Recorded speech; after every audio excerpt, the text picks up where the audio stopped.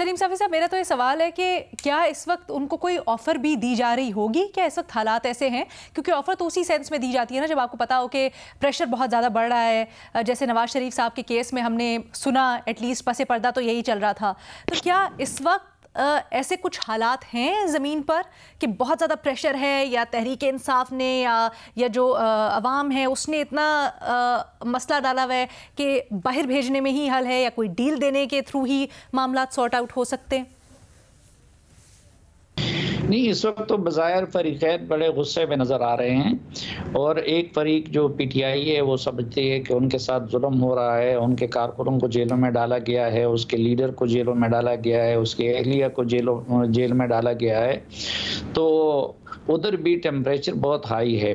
दूसरी तरफ जो 9 मई है, 9 मई को इस्टेब्लिशमेंट बतौर इदारा अपनी तौहीन समझती है कि उस रोज़ उनकी तौहीन की गई है और इसलिए जुडिशरी के साथ भी उनके मामलात ख़राब हो गए, क्योंकि वो समझते हैं कि अपनी तौहीन की तो जुडिशरी फ़िक्र करती है, लेकिन जो हमारी इस्टेब्लिशमेंट की तौहीन हुई है उसमें जुडिशरी की तरफ से उनको वो ताउन नहीं मिल रहा और मामला उसी तरह लटका हुआ है।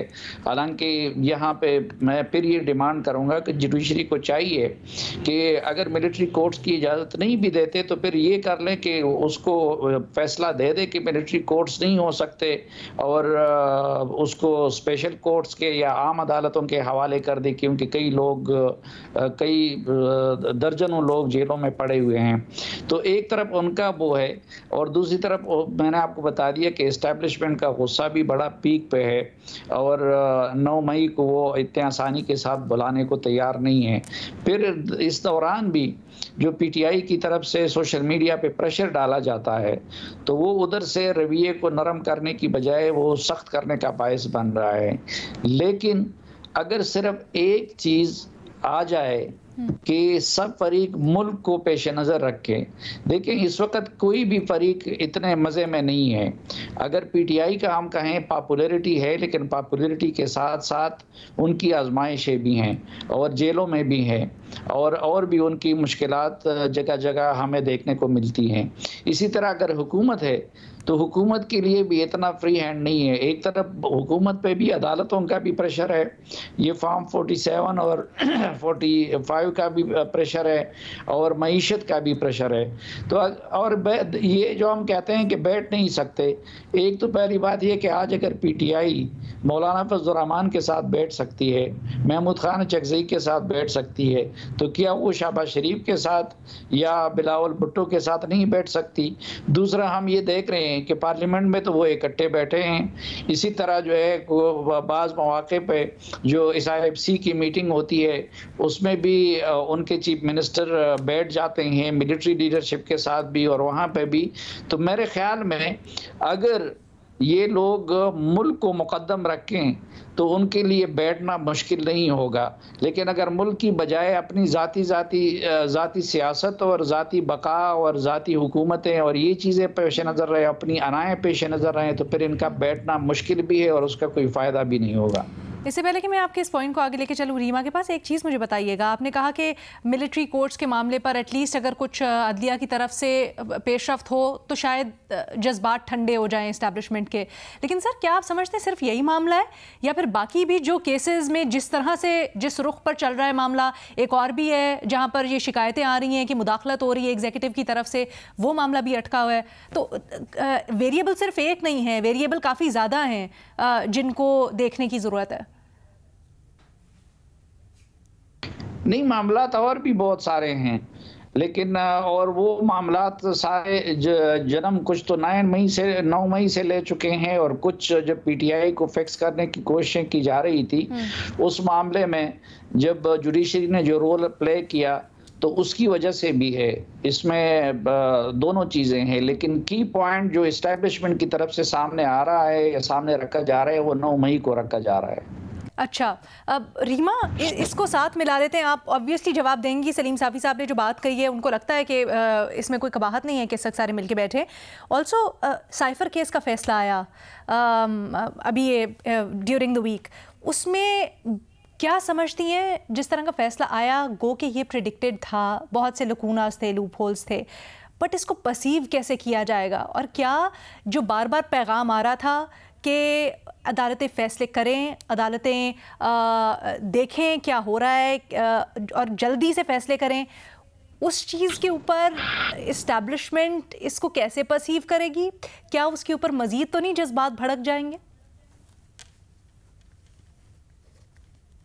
अलीना, जो साइफर का मामला है उस पर इस शो पे मैं अपना बहुत अरसे से ओपिनियन एक्सप्रेस कर रही हूँ कि मेरी नज़र में सिर्फ प्रोसिक्यूशन का मामला नहीं था, वो केस था ही कमज़ोर। एक पॉलिटिकल मामला था, उसको पॉलिटिकली देखना चाहिए था, उसको आप अदालतों में लेके आए, कोई कानून नहीं था उससे कंसिस्टेंट। जो पॉलिटिकल गलती इमरान खान साहब ने की, तो आपने एक ऐसा केस बना दिया जो मेरा ख्याल है शुरू से ही कमजोर था और उसका यही नतीजा निकलना था।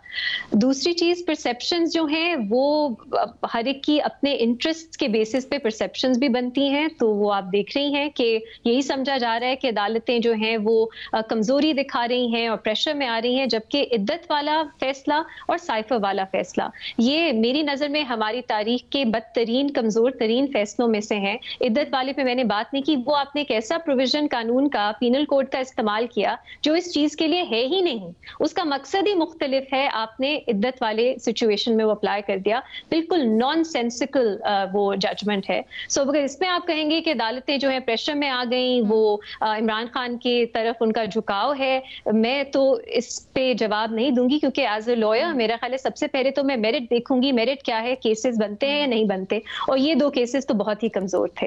दूसरी जो साफी साहब ने बात की, मेरा ख्याल है हमें थोड़ी क्लैरिटी की जरूरत है कि जब हम बात करते हैं कि साथ आके बैठ जाएं, इसका मतलब क्या है। ऑब्वियसली पार्लियामेंट में बैठेंगे, कमिटीज में बैठेंगे, लड़ाई होगी, आर्ग्यूमेंट्स होंगे, एक दूसरे को बुरा भला कहेंगे, लेकिन वो सिस्टम्स है उसमें बैठेंगे।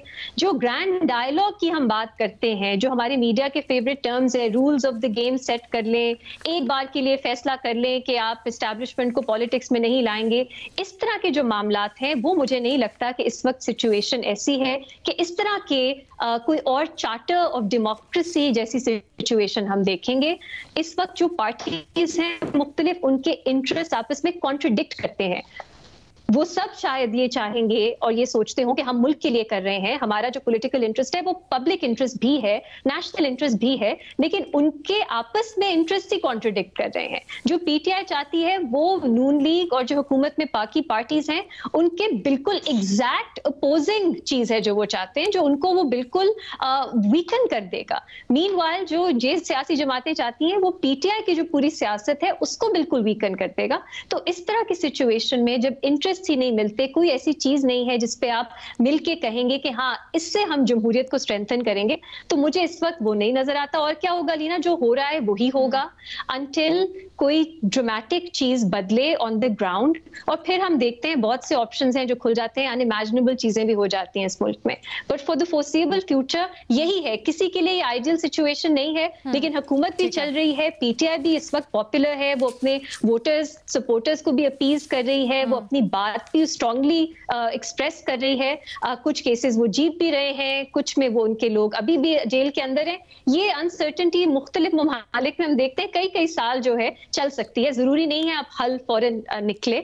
लेकिन ये जो हम टीवी पे हल देते हैं कि ग्रैंड डायलॉग हो जाए, ट्रूथ एंड रिकंसिलिएशन कमीशन, ये भी मेरा फेवरेट है। कोई भी सवाल पूछता है कि क्या करना चाहिए, ट्रूथ एंड रिकंसिलिएशन कमीशन बना दो, होस्ट भी खुश हो जाते हैं कि हाँ ट्रूथ और रिकंसिलिएशन कमीशन यही हमारा रास्ता है। बिल्कुल इट्स अ नॉन स्टार्टर। मेरा नहीं ख्याल इस वक्त कोई भी हमारे जो ग्राउंड रियलिटीज है, ना ही ग्रैंड डायलॉग्स, ना ही ट्रूथ एंड रिकंसिलिएशन कमीशन, वो उसके लिए नहीं है। अब आए, बट मे बी पॉपुलैरिटी भी परमानेंट नहीं होती, पीटीआई की कम हो सकती है, बाकी पार्टीज अपनी पॉपुलैरिटी में इजाफा कर सकती हैं अपनी हुक्मरानी के जरिए। सो चीजें बदलती रहती हैं। ये भी आपने बड़ी दिलचस्प बात कही कि मुख्तलिफ ममालिक में ऐसी सूरत हाल जब होती हैं तो वो कई कई साल भी चलती रहती हैं, उसमें कोई मसला नहीं है। हम यहाँ पर थोड़ा सा शायद जल्दी आउटकम कोई ना कोई चाह रहे हैं। ऐसा है क्या सलीम साफी साहब, शहजाद या फ़खर, जो भी जवाब देना चाहे, या हालात कुछ इस तरफ जा रहे हैं जिस तरह से हम देख रहे हैं, खासकर अगर एग्जीक्यूटिव अदलिया के तनाजुर में देखें तो? अभी मैं उस रोज राहुल गांधी के प्रेस कॉन्फ्रेंस को सुन रहा था,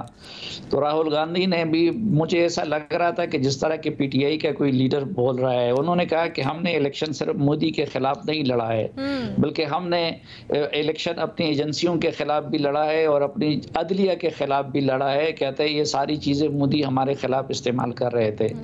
तो ये ठीक है कि इदारों में भी तनाव होता है, इदारों और पॉलिटिकल पार्टीज में भी तनाव होता है, और एक दिन में इनको हल नहीं किया जा सकता।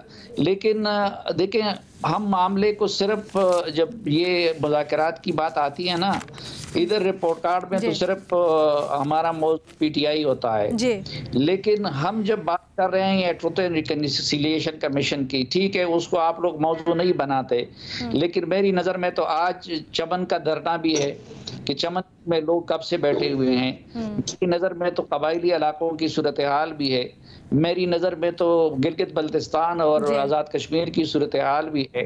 फिर यहाँ पे मौलाना फजलुर रहमान साहब, कल अगर स्टेट पावर के लिहाज से देखें या हुकूमत के लिए मुश्किलात के लिहाज से देखें, तो मौलाना रहमान साहब इससे बड़े थ्रेट बन सकते हैं। तो हम उस वसी तनाजुर में, बलूचिस्तान के मसाइल हैं, कराची का मसला है, तो उस वसी तनाजुर में जब हम बात करते हैं, सर अगर आप वसी तनाजुर की बात कर ही रहे हैं और आपने भारत की बात भी छेड़ी, तो फिर मेरा ख्याल है, मैं पर्सनल नोट पे ये भी कहना चाहूंगी, भारत से हमने सबसे बड़ा टेक अवे तो लिया ही नहीं कि इतने बड़े इलेक्शंस हुए, इतने सारे लोगों ने वोट डाले, लेकिन मेरा ख्याल है एक आध सिर्फ धांधली की शिकायत के अलावा कहीं कुछ नहीं हुआ, इतने स्मूथ फेयर इलेक्शंस। तो आई थिंक सबसे बड़ी तो उससे सीख ये हमें लेना चाहिए।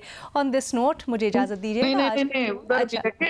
जी, कल मोदी ने, जब मोदी ने फिर खिताब किया जी सर, तो मोदी वाले कह रहे थे कि ये अजीब लोग हैं, अपनी हार को का जश्न मना रहे हैं। राहुल गांधी और उनके बारे में ये कह रहे थे। तो टेक्निकली तो हार ही हुई है ना उनकी, हुकूमत तो नहीं बना सके ना, तो वो इस तनाजुर में आई थिंक कह रहे थे। अलीना, आपने बहुत अच्छा शो कंडक्ट किया कल, बहुत एंजॉयबल था report card. Thank you so much. Very important questions. हमारे और उनके हालात में जमीन और आसमान का फर्क है जी सर। वो वहाँ पे कभी उनका सिस्टम डिरेल नहीं हुआ है, लेकिन मैंने थोड़ी सी वो दे दी कि ये इल्जाम जो इंडिया इत्तेहाद था उसके लोग सारे ये लगा रहे थे कि मोदी हमारे खिलाफ स्टेट अथॉरिटी को भी इस्तेमाल कर रहा है, हमारे खिलाफ मीडिया को भी इस्तेमाल कर रहे हैं, हमारे खिलाफ जुडिशरी को भी इस्तेमाल कर रहे हैं, और मीडिया तो सचमुच में इस्तेमाल हुआ उनके खिलाफ। बाकी चीजें तो चलो चोरी छुपे थी, वो हम तक नहीं पहुंची, लेकिन मीडिया को तो आपने देख लिया। मीडिया किस तरह, लेकिन इसके बावजूद उस तरह से बड़े पैमाने पर कोई धांधली कुछ नहीं हुई जैसे हम यहाँ पर शिकायत कर रहे थे, या रिजल्ट्स के अंदर कोई टेम्परिंग की शिकायत नहीं हुई। वो जो आप मोदी साहब की कह रहे हैं इल्जाम तो बहुत लगते हैं, यहाँ पर भी हर दफा हम देखते हैं इलेक्शंस की बात होता है, बट उसके ऊपर सब्सटैंशियल एविडेंस अभी तक कोई नहीं आया।